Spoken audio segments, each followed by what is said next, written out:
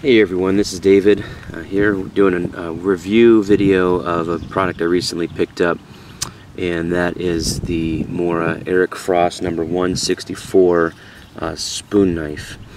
I've been a whittler for many years, and just recently I've had a growing interest in spoon and bowl carving just for fun and that sort of thing. And so I didn't have a crook knife or a spoon knife, and so I thought I would pick one of these up. And I picked this up off of Amazon. I think it was around 25 bucks. But just so you know, just some of the basic specifications of the knife, and then I'll talk a little bit about what I like and don't like about it. This knife is a full curve blade. It's a single bevel spoon knife. It does have a very fine tip, as you can see. That comes in really handy for some very detailed spoon type of work. It is an unfinished wood handle, and you can kind of see how the tang meets at the end there. The handle is an unfinished birch wood, according to the description, which is kind of nice. I like that. It feels really good in the hand. When I hold it like this, you know, it fits really good in the palm of my hand. It's a full curve 2-inch blade. It says that it's made out of high carbon steel. This particular knife has a single bevel, and you can see the Eric Frost Mora Sweden stamp there. It has sort of, it looks like a rat tail tang that goes in there at the end. You can kind of see, you can see where the lathe was put on there to turn this thing. It's a birch handle, which fits really nice in the hand. I like the curvature. I like the feel of it in my hand. I want to say a few, and I picked this up off of Amazon for about, I think it was right around $25. I want to say a few things about this knife, and then show you what it can kind of do in action here. First of all, my initial impression was that this knife does not hold up. This knife did not give me the initial blow-away impression that other Mora knives that I've purchased had. You know, Mora knives that I've had in the past in the Bushcraft series have come and right out of the box they are able to do some pretty hefty work.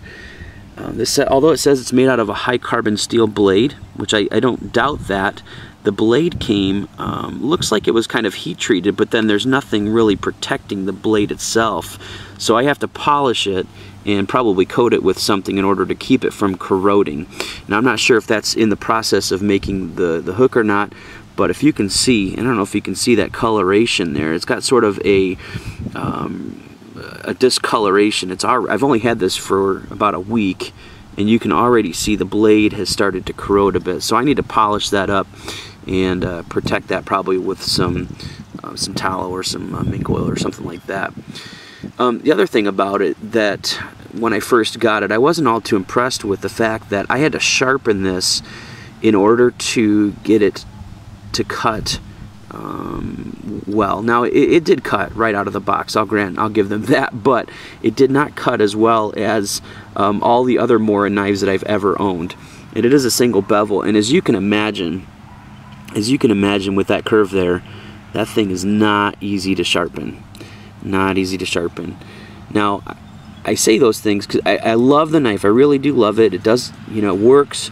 Once you get it sharpened, it works really well, but I think they could have done a bit more to protect the blade in shipping and to keep the blade from corroding as fast as it has. Again, I've only had this a week, and I don't know how long it's been sitting on the shelf wherever I got it, but still, it did not come in a package. It was wrapped in tissue paper, and so it didn't come in a blister pack like some of the other Mora knives that I've had have. It's a wood carving knife. It's not a bushcraft knife, but I did want to use it for some bushcraft purposes.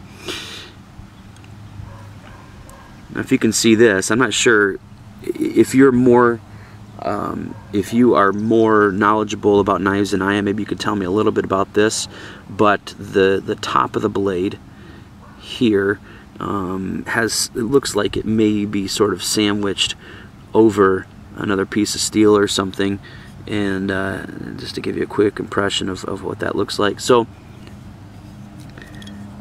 now I say all that because there's not a lot of manufacturers of spoon knives.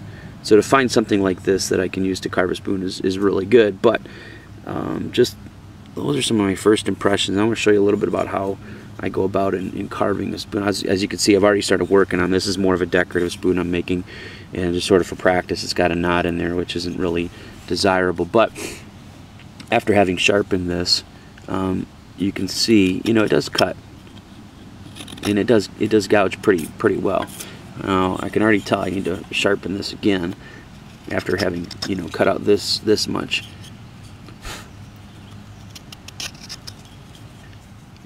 My preference is that when I buy a knife, I should be able to use it right out of the box, and it should be, you know, if it's a quality knife, I should be able to use it right away and be able to get the job done. With this, I did have to sharpen that, which I wasn't too impressed with. Again, I don't know how long it was sitting on the shelf.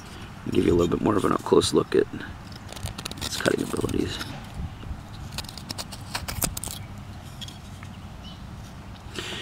Another thing I look for too in a knife is how is it going to cut cross grain, like in those end pieces. And again, out of the box, it's not going to cut that cross grain section very well. But if I sharpen this, I'm sure it'll do a much better job.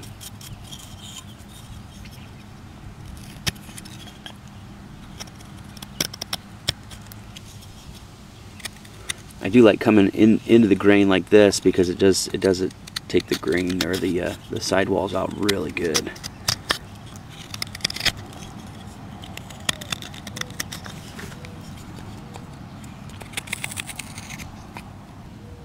I hate to say all kinds of negative things about it because I do like the knife. I do plan to keep it and use it for bowl carving and spoon carving, that sort of thing. So don't let my negative comments deter you from purchasing the blade if you're into spoon carving, just because there's not a lot of other options at that price range out there. But I do want you to know that if you do purchase this, you probably want to polish this blade. You're going to need to get a good sharp edge on that. You're going to need to work hard at sharpening it because that's not an easy edge to sharpen, and you may want to condition the handle so that it's so that it lasts a bit longer. Anyways, thank you so much for watching this review. I'd appreciate your comments and your subscriptions and all that good stuff. If you know anything more about this knife, or if I just got a dud maybe, and there are other knives in this sort of category are good things, are good knives, please let me know. Again, this is David with David's Passage, and I look forward to seeing you again soon. Take care.